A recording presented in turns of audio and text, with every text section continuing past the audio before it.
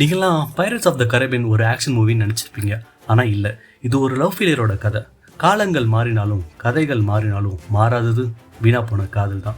பல பேருக்கு இனிச்சாலும் சில பேருக்கு கசக்கும். நம்ம சேனல் குட்டி சேனல் தான், அதனால சப்ஸ்கிரைப் பண்ணி சப்போர்ட் பண்ணுங்க.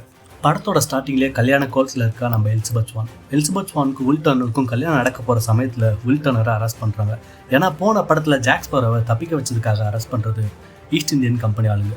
எலிசபெத் அப்பா கிட்ட உங்க மகளையும் அரெஸ்ட் பண்றதுக்கான வாரண்ட் கிட்ட இருக்குன்னு காமிக்கிறாரு.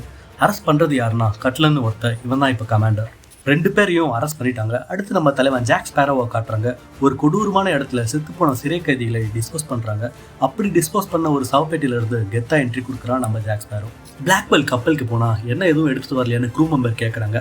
ஜாக் என்ன சொல்றான்னா, சின்னதா கொள்ளையடிச்சு பெரிய ஆகிறதுலாம் கஷ்டம், என்கிட்ட ஒரு சாவி அடிச்சிருக்கு, அதை கண்டுபிடிச்சா பெரிய ஆகலான்னு சொல்றான். சரி, எது சைடு போகலான்னு கேட்குறாங்க. இந்த பக்கம்னு கையை காட்டுறான். என்ன இருக்குன்னு தெரியாம எல்லாம் அதே திசையில போறாங்க.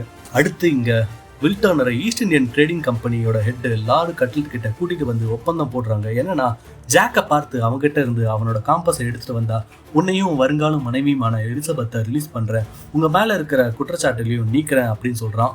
வில்லும் ஒத்துக்கிறான். அடுத்து ஜாக் அவன் கப்பல்ல இருக்கான். ரம்மு தீர்ந்து போயிடுச்சுன்னு கீழே வரான். அப்போ இவன் யாரை பாக்குறான்னா, வில் டர்னரோட அப்பாவை பாக்குறான். இவர் உருவத்துல எப்படி இருக்காருன்னா, கடலுக்குள்ள வாழ்ந்த கடல் பேய் மாதிரி இருக்காரு.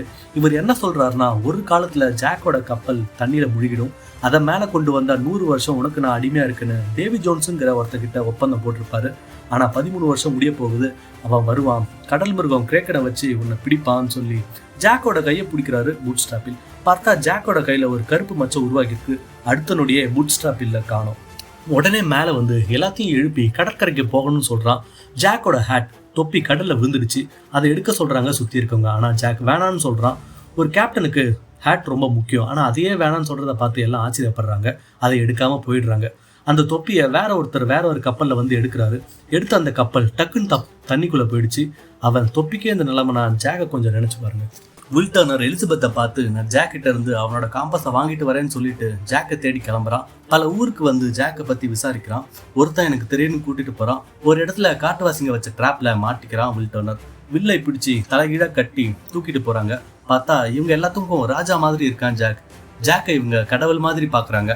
வில் டர்னர் ஜாக்கிட்ட இருந்து உன் காம்பஸை கொடு, அதை வச்சு நான் எலிசபெத்தை காப்பாற்ற முடியும்னு சொல்றான். ஆனா ஜாக் என்ன சொல்றான் நீங்களே கேளுங்க. இப்படி வில்லையும் சாப்பிடுறதுக்கு ரெடி பண்ணி சொல்லி மாட்டி விட்டான். இங்க எலிசபெத்தை காட்டுறாங்க. கவர்னர் எப்படியோ சிறையில இருந்து அவளை காப்பாத்தி யாருக்கும் தெரியாம போறாரு. ஆனா யாரோ ஒருவர் வண்டியை மறைச்சு செக் பண்றாங்க. பார்த்தா எலிசபெத்தை காணோம். எங்க இருக்காங்கன்னா, ஈஸ்ட் இந்தியன் ட்ரேடிங் கம்பெனியோட ஹெட்டை பார்த்து அவனை துப்பாக்கி முறையில மிரட்டி அவங்ககிட்ட இருந்த ஜாக்கோட விடுதலை பத்திரத்தை எடுத்துட்டு தப்பிச்சுட்டா எலிசபெத். இங்க ரெண்டு பேர் என்ன பண்றாங்கன்னா, பிளாக்பெல் கப்பல் இருக்க இடத்த பார்த்துட்டு எடுத்துட்டு போகலான்னு ரெடி பண்ணிட்டு இருக்காங்க. வில்ல காட்டுறாங்க. இவனை பிளாக்பெல் க்ரூ மெம்பர் இருக்க ஒரு கூட்டுல தொங்க விட்டுறாங்க. இந்த க்ரூல இருக்க ஒருத்தன் என்ன சொல்றானா, ஜாக்கால ரொம்ப நேரத்துக்கு சமாளிக்க முடியாது, கடவுள் சக்தியை செக் பண்றதுக்காக ஜாக்கை நெருப்புல எதிர்த்து செக் பண்ணுவாங்கன்னு சொல்றான். அதே மாதிரி ஜாக்கை நெருப்புல ஏத்துறாங்க. இந்த க்ரூ மெம்பர்ஸ் இப்படி அப்படி ஆடி ஒரு வழியா தப்பிக்க முயற்சி பண்றாங்க. ஆனா ஒரு கூட்டுல இருக்கவங்க தவறி கீழே வந்துட்டாங்க. அதை பார்த்த ஒரு சின்ன பையன் ஜாக் கூட இருக்கிற கூட்டத்தை இங்க கூட்டிட்டு வந்துடுவான். ஜாக் இங்கிருந்து தப்பிக்க முயற்சி பண்றான். அங்க அவங்களும் தப்பிச்சு பிளாக்பெல் கப்பலுக்கு போறாங்க. ஜாக்கும் எப்படியோ தப்பிச்சு பிளாக்பெல் கப்பலை நோக்கி ஓடி வரா. பின்னாலே காட்டுவாசி கும்பலும் துரத்துறாங்க. கடவுளே எங்களை விட்டு எங்க போறீங்கன்னு சொல்றாங்க. ஜாக் பிளாக்பெல் கப்பல்ல தப்பிச்சுட்டான். இங்க எலிசபெத்தை காட்டுறாங்க. இவ வில் டர்னரை தேடி ஈஸ்ட் இந்தியன் ட்ரேடிங் கப்பல்ல ஆம்பளை வேஷத்துல வந்துட்டு இருக்கா. இந்த ஜாக்கும் வில் டர்னர் க்ரூ மெம்பர்ஸ் ஒரு இடத்துக்குள்ள படகுல போறாங்க. அப்போ வில் டர்னர் ஏன் ஜாக் இவ்வளவு பயப்படுறான்னு கேட்கிறான். டேவின் ஜோன்ஸோட கொடூர மிருகத்தை பார்த்து ஜாக் பயப்படுறாங்கிறத தெரிஞ்சுக்கிறான். இங்க ஒரு சூனியக்காரிய பாக்குறாங்க. அவகிட்ட ஒரு சாவியோட அச்சை காமிச்சு இது எதை திறக்கும்னு கேட்கறாங்க. இது ஒரு பெட்டகத்தை திறக்கும்னு சொல்றா. அவ ஒரு கதையும் சொல்றா. என்னன்னா, காலங்கள் மாறினாலும் கதைகள் மாறினாலும் எல்லாத்துக்கும் காரணம் காதல் தான். டேவி ஜோன்ஸ் ஒரு பொண்ணை லவ் பண்ணியிருப்பான். கடல்ல கிங்கா இருந்தாலும் ஒரு பொண்ணோட மனசை புரிஞ்சுக்க முடியல. அதனால அவளை தவிர்க்கவும் முடியல, அவ கூட நிம்மதியா ஒன்னா வாழவும் முடியல. அதனால தன்னோட இளையத்தை ஒரு பெட்டகத்துல வச்சு ஒரு தீவுல வச்சுட்டான். இந்த அச்சோட சாவி அந்த பெட்டகத்தை தான் திறக்கும்னு சொல்றா. அதோட ஜாக்குக்கும் ஒரு ஜாடி ஃபுல்லா மண்ணை நிரப்பி தரா. அதையும் ஜாக் வாங்கிக்கிட்டான். எதுக்குன்னு தெரியல. அங்க இருந்து எல்லாரும் கிளம்புறாங்க. அங்க இருந்து வந்து வேற ஒரு இடத்துல இருக்காங்க. தூரத்துல ஒரு கப்பல் உடஞ்சு போயிருக்கு. அதுதான் ஃபிளையிங் டச்மேன் கப்பல். அங்கதான் சாவி இருக்குன்னு வில் டர்னரை அனுப்புறான். அப்படி போகக்குள்ள ஒருவேளை மாட்டிக்கிட்டேன்னா ஜாக்கோட பழைய கணக்கை முடிக்க என்ன அனுப்பியிருக்கான்னு சொல்றான் ஜாக். இதை நம்பி வில் டர்னரும் அந்த கப்பலுக்கு போறான். வில் போனதும் ஜாக் பிளாக்பெல்ல இருக்க எல்லா விளக்கையும் அணைக்க சொல்றான். அங்க போய் பார்த்தா எல்லாரும் பேயறிஞ்ச மாதிரி இருக்காங்க. கப்பல் தர தட்டி உடஞ்சு போயிருக்கு. உடனே அங்க அந்த ஃபிளையிங் டச்மேன் கப்பல் தண்ணில இருந்து மேல வருது பேய் மாதிரி. ஜாக் தான் இதான் ஃபிளையிங் டச்மேன் கப்பல்னு போய் சொல்லியிருப்பான். ஆனா இப்போ வந்து தான் உண்மையான ஃபிளையிங் டச்மேன் கப்பல். கொடூரமா வில் டர்னர் சுத்தி நிறைய பேர் வராங்க. என்னென்னமோ பண்ணி சண்டை போட பாக்குறா, ஆனா அடக்கி பிடிச்சிட்டாங்க. இப்பதான் படத்தோட வில்லனான டேவி ஜோன்ஸ் காட்டுறாங்க. ஒருத்தன் கடவுள் பக்தியில ரொம்ப ஓவரா பேசுறான். அவனை கொண்டு கடல்ல தூக்கி போட்டுறாங்க. அடுத்து வேற ஒருத்தன் கிட்ட வந்து உனக்கு ஒரு பிச்சை தரேன், என் கப்பலுக்கு 100 வருஷம் அடிமையாயிரு இல்லைனா சாகு அப்படின்னு கேட்குறான். அவன் கப்பலுக்கு 100 வருஷம் அடிமையா இருக்குன்னு ஒத்துக்கிறான். அடுத்து வில் டர்னர் கிட்ட வந்து நீ எப்படி இங்கே வந்த, நீ சாக வேண்டியன்னு இல்லை, நீ எனக்கு எந்த கடனும் படலை, யார் உன்னை இங்கே அனுப்புனாங்கன்னு கேட்குறான். ஜாக் பட்ட கடனை அடைக்கிறதுக்காக என்ன அனுப்பியிருக்கான்னு சொல்கிறான். ஜாக் இதை தூரத்துல இருந்து பார்க்குறான். தூரத்தில் இருந்தாலும் டேவி ஜோன்ஸுக்கு ஜாக் தெரிகிறான். டக்குன்னு டேவி ஜோன்ஸ் முன்னால் வந்து நிற்கிறான். டேவி ஜோன்ஸ் என்ன சொல்கிறான்னா, நீ பட்ட கடனை வசூல் பண்ண வந்திருக்க, நீ பிளாக்பெல் கப்பலுக்கு 13 வருஷமா கேப்டனா இருக்க, அது யாராலும் மறந்து போச்சான்னு கேட்குறான் டேவி ஜோன்ஸ். ஜாக் என்ன சொல்றானா, அதான் எனக்கு பதிலா வேற ஒருத்தனை அனுப்பிச்சிருக்கல, அப்புறம் என்னன்னு கேட்குறான். அது எப்படி நீ பட்ட கடனுக்கு வேற ஒருத்தனை அனுப்ப முடியும், உன் ஆன்மாவுக்கு வேற ஒரு ஆன்மா சமமாகாதுன்னு சொல்றான். சரி நீ எத்தனை பேர் வேணும்னு கேட்குறான் ஜாக். 100 பேர் வேணும், இன்னும் 3 நாள் டைம், மீதி 99 பேர் வேணும்னு சொல்லிட்டு டேவி ஜோன்ஸ் போயிடுறான். அடுத்து நம்ம எலிசபெத்தை காட்டுறாங்க. இவ ஈஸ்ட் இந்தியன் ட்ரேடிங் கம்பெனி கப்பலில் வந்துட்டு இருக்கா. இவ இப்போ டார்டுகா தீவுக்கு போகணும். அதனால ஒரு பேய் டார்டுகா தீவுக்கு போகணும்னு சொல்ற மாதிரி சொல்லி இந்த கப்பலை அந்த தீவுக்கு கொண்டு வந்துடுறா. இங்க டார்டுகா தீவை காட்டுறாங்க. இந்த தீவு கடற்கொள்ளையருக்கான தீவு. நம்ம ஜாக்கும் இங்கே தான் இருக்கான். இவனுக்கு இப்போ 99 பேர் வேணும். அதனால வேலைக்கு வர எல்லாத்தையும் வேலைக்கு எடுத்துட்டு இருக்கா. இங்க யார் வந்திருக்கானா, போன படத்துல வந்த கமாண்டர் நாரிங்டன் வந்திருக்கான். ஏன்னா போன டைம் ஜாக்கை மிஸ் பண்ணிட்டான். அதனால இப்ப பழி வாங்கலான்னு வந்திருக்கான். வந்த இடத்துல சண்டை நடக்குது. சண்டைக்கு நடுவில் நம்ம எலிசபெத் வந்து ஒரு வழியா கலவரம் முடிவுக்கு வருது. அடுத்து வில்ல தான் காமிக்கிறாங்க. இவன் அடிமையா டேவி ஜோன்ஸ் கப்பலில் வேலை பார்க்குறான். அப்படி வேலை பார்க்கல தான் அப்பாவை பார்த்த ஷாக்ல பிடிச்சிருந்த கவுத்தை விட்டுறான். வேலை செய்ய கோட்டை விட்டதால தான் அப்பாவை வச்சு 100 சவுக்கடி கொடுக்க சொல்றாங்க. அவரும் தன்னை வருத்திக்கிட்டு அடிக்கிறாரு. வில்லும் கொஞ்சம் அப்பா மேல கோவப்படுறான். இந்த பக்கம் ஜாக்கை பார்த்து எலிசபெத் வில்லுக்கு என்ன ஆச்சுன்னு கேட்கிறா. அவன் டேவி ஜோன்ஸ் கிட்ட மாட்டிக்கிட்டான்னு தெரிஞ்சுக்கிறான். இப்போ எலிசபெத் கையில அந்த காம்பஸ் கொடுக்குறான். இந்த காம்பஸ் என்ன பண்ணுனா, யாருக்கு என்ன தேவையோ அதை காமிக்கும். இப்போ நம்ம எலிசபெத்துக்கு வில்ல தான் பார்க்கணும். அதனால அவன் அடுத்து எங்க வருவான்னு அது தெரியும். அது ஒரு திசையை காமிக்குது. அந்த திசையை பார்த்து எலிசபெத், நாரிங்டன் எல்லாம் அந்த பிளாக்பெல் கப்பல்ல போறாங்க. அடுத்து வில்ல காட்டுறாங்க. இந்த கப்பல்ல ஒரு விளையாட்டு இருக்கு. யார் வேணாலும் எதை வேணாலும் கேட்கலாம், எதை வேணாலும் பந்தயமாவும் கட்டலாம். வில் டர்னர் டேவி ஜோன்ஸை கூப்பிட்டு தவானல் மொத்தத்தையும் அடமானம் வச்சு பந்தயத்துல பெட்டகத்தோட சாவி அவன் இதே இருக்கும், அந்த பெட்டகத்தோட சாவியை பந்தயமா கேட்கிறான். டேவி ஜோன்ஸும் காமிக்கிறான். விளையாட்டு நடக்குது. ஆனா வில் டர்னர் தோத்துட்டான். வில்லோட அப்பா அவரோட வாழ்நாளை வில்லுக்கு பதிலாக அடமானம் வச்சுட்டாரு. சாவி எங்க இருக்குன்னு தெரிஞ்சுக்குதான் அந்த விளையாட்டே விளையாடி இருப்பான் வில். அதே நாள் நைட் யாருக்கும் தெரியாம வில் கஷ்டப்பட்டு தூங்கிட்டு இருக்க டேவி ஜோன்ஸ் கிட்ட இருந்து அந்த சாவியை எடுக்கிறான். அப்பாவோட உதவியோட வில் டர்னர் கப்பலை விட்டு எஸ்கேப் ஆகுறான். இப்போ வில் எங்க இருக்கானா, ஈஸ்ட் இந்தியன் ட்ரேடிங் கம்பெனியோட கப்பல்ல இருக்கான். ஏன்னா கடல்ல இருந்து இவனை காப்பாத்திருப்பாங்க. கொஞ்சம் தூரத்துல ஃபிளையிங் டச்மேன் கப்பல் தெரியுது.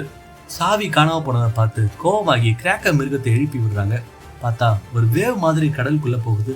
வில்லு இருக்க கப்பலை கண்ணா பின்னான்னு அடிச்சு உடைக்குது. கத்தி துப்பாக்கி எதை வச்சு என்ன பண்ணாலும் கிரேக்கனுக்கு ஒண்ணுமே ஆகல. வில்லை தேடி பாக்குறாங்க, காணோம். பார்த்தா அதே ஃபிளையிங் டச்மேன் கப்பல்ல முன்னாடி ஒளிஞ்சிருக்கான். பெட்டகத்துக்கு இனி பாதுகாப்பை இருக்காது, அதனால குரூசர் தீவுக்கு போய் நாமளே பெட்டகத்தை எடுத்துக்கலாம்னு சொல்றான் டேவி ஜோன்ஸ். இங்க அதே குரூசர் தீவுக்கு ஜாக்கோட கப்பல் வந்திருக்கு. தீவுல இறங்கி காம்பஸ் வச்சு ஜாக், எலிசபெத் அப்புறம் நாரிங்டன் அந்த பெட்டகத்தை தேடுறாங்க. ஒரு இடத்துல புதஞ்சிருக்கு. தூரத்துல ஃபிளையிங் டச்மேன் கப்பல் இருக்கு. டேவி ஜோன்ஸால 10 வருஷத்துக்கு ஒரு டைம் தான் கரைக்கு வர முடியும். கப்பல் தண்ணிக்குள்ள அழகா சப்மரைன் மாதிரி போகுது. அந்த பெட்டகத்தை கையில எடுத்தா பார்த்தா பின்னால வில் டர்னர் வந்து நிக்கிறான். ஏன்னா இவனும் அதே ஃபிளையிங் டச்மேன் கப்பல்ல ஒளிஞ்சிருப்பான், இங்கேயும் வந்திருப்பான். இப்போ இவங்க 3 பேரும் சண்டை போடுறாங்க. தான் அப்பாவை விடுதலை கொடுக்கணும்னு நினைக்கிறான் வில் டர்னர். ஜாக் தன்னோட கடனை அணைக்க நினைக்கிறான். கமாண்டர் நாரிங்டன் இது கவர்மெண்ட் கிட்ட கொடுக்க நினைக்கிறான். இப்படி 3 பேரும் சண்டை போட்டுட்டு தூரத்துல போயிடுறாங்க. இவங்க கூட வந்த 2 பேர் இதை நாம எடுத்துக்கலான்னு எடுத்துட்டு போறாங்க. டேவி ஜோன்ஸோட ஆளுங்களும் வந்துட்டாங்க. பெட்டகத்தோட சாவி வில் கிட்ட தான் இருக்கும். சண்டையில ஜாக் கிட்ட சாவி வந்துடும். நாரிங்டனும் வில்லும் சண்டை போட்டு இருப்பாங்க. ஜாக் ஒரு வழியா எஸ்கேப் ஆகிடுவான். ஒரு சக்கரத்தை சண்டை போட்டே வந்து ஜாக்கையும் உள்ள கொண்டு வந்து மாத்தி மாத்தி சண்டை போட்டே போயிட்டு இருக்காங்க. ஒரு வழியா சாவியும் பெட்டகமும் ஜாக்கு கிடைச்சிடும். நாரிங்டனும் வில்லும் சண்டை போட்டு எங்கேயோ போயிட்டு இருப்பாங்க. ஜாக் பெட்டகத்தை தருத இதயத்தை எடுத்து அவன் ட்ரெஸ்ஸுக்குள்ள போட்டு ஒளிச்சு வச்சிடுறான். இப்போ பெட்டகம் எம்டி தான். வெறும் பெட்டகத்தை எடுத்துட்டு க்ரூ மெம்பர் 2 பேர் ஓடுறாங்க. எல்லாரும் கரைக்கு வராங்க. எல்லாத்துக்கும் முன்னாடி ஜாக் வந்திருப்பான். இதயத்தை எடுத்து அந்த மண் ஜாடியில போட்டிருப்பான். நாரிங்டன் யாருக்கும் தெரியாம அந்த இதயத்தை எடுத்துட்டு சும்மா பேருக்கு ஒன்றாத பெட்டகத்தை டேவி ஜோன்ஸ் ஆளுங்கிட்ட கொடுத்துட்டு அவன் ஒரு பக்கம் ஓடுறான். ஜாக் தைரியமா பிளாக்பெல் கப்பலுக்கு போறான். இதையும் அவன் கிட்ட இருக்கதான் நினைச்சிட்டு நிம்மதியா இருக்கான். டேவி ஜோன்ஸோட கப்பல் பக்கத்துல வருது. இதையும் தான் கிட்ட இருக்கதான் நினைச்சு பேச்சுவார்த்தை நடத்தலான்னு கேட்பான் ஜாக். பேச்சுவார்த்தை அதெல்லாம் இல்லை அப்படின்னு சொல்லி டச்மேன் கப்பல் தாக்குது. பிளாக் பெல் கப்பல் தான் வேகமாக போகுமே, அதனால் வேகமாக போயிட்டாங்க. டேவி ஜோன்ஸ் கிரேக்க மிருகத்தை எழுப்பி விடுறான். அந்த கிரேக்கன் வர்றதுனால கப்பல் எல்லாம் ஆடுது. மஞ்சாடி மேலேருந்து கீழே விழுந்து உடஞ்சி போச்சு. ஜாக் அதில் போய் இதயத்தை எடுத்து தேடுறான், ஆனால் கிடைக்கல. கிரேக்கன் பயங்கரமாக தாக்குது. ஒரு வழியாக தாக்கு பிடிச்சி அதுக்கு ஒரு சின்ன டேமேஜை கொடுத்து கொஞ்ச நேரம் டைம் எடுத்துக்கிறாங்க. அது இன்னும் கொஞ்சம் நேரத்தில் வந்துடும். கப்பலில் இருக்கிறது நீ நல்லதுன்னு பிளான் பண்ணி எல்லாரும் சின்ன படகுல இந்த கப்பலை விட்டு போகிறாங்க. லாஸ்ட்டாக ஜாக் வரக்குள்ள நீ எங்கள் கூட வர்றது ஆபத்து அப்படின்னு ஜாக்கோட கையை பிளாக் பெல் கப்பலில் மாட்டி விட்டு எலிசபெத் கடைசியாக வந்துட்டுறா. ஜாக் வரலையான்னு கேட்டால் ஜாக்கு கப்பலை விட்டு வரதுக்கு மனசு இல்லைன்னு போய் சொல்லுவா எலிசபெத். கிரேக்கன் வருது. ஜாக் கிரேக்கன் மிருகத்தோட சண்டைக்கு போகிறான். பிளாக் பெல் கப்பல் அப்படியே தண்ணிக்குள்ளே போகுது. இங்கே டேவி ஜோன்ஸ் பெட்டகத்தை திறந்து பார்க்குறான். எதுவும் இருக்காது. அதை பார்த்து கோபமாகறான். அது இப்போ யார்கிட்ட இருக்குன்னா கமாண்டர் நாரிங்டன். அவன் East Indian Trading Company head கட்லர்கிட்ட கொடுத்து நான் திரும்ப மறுபடியும் கமாண்டர் ஆகணும்னு கேட்குறான். அடுத்து நம்ம Will, Elizabeth, Black Pearl crew member எல்லாம் வந்து அந்த சூனியக்காரியை பார்க்குறாங்க. ஜாக்கை காப்பாற்ற ஹெல்ப் வேணும்னு கேட்குறாங்க. அவள் ஒரு ஆளை இன்ட்ரடியூஸ் பண்ணுறா. யாருன்னு தெரியுதா? போன படத்தில் வந்த பார்போசா. ஜாக்கை காப்பாற்ற எல்லாரும் போகிறாங்க. படமும் முடிஞ்சு அடுத்த பாட்டில் என்ன ஆகும்னு தெரிய வரும். இந்த வீடியோ நல்லா போச்சுன்னா கண்டிப்பாக நான் பார்ட் 3 வாய்ஸ் ஓவர் பண்ணி போடுவேன். நம்ம சேனல் குட்டி சேனல் தான், அதனால சப்ஸ்கிரைப் பண்ணி சப்போர்ட் பண்ணுங்கள்.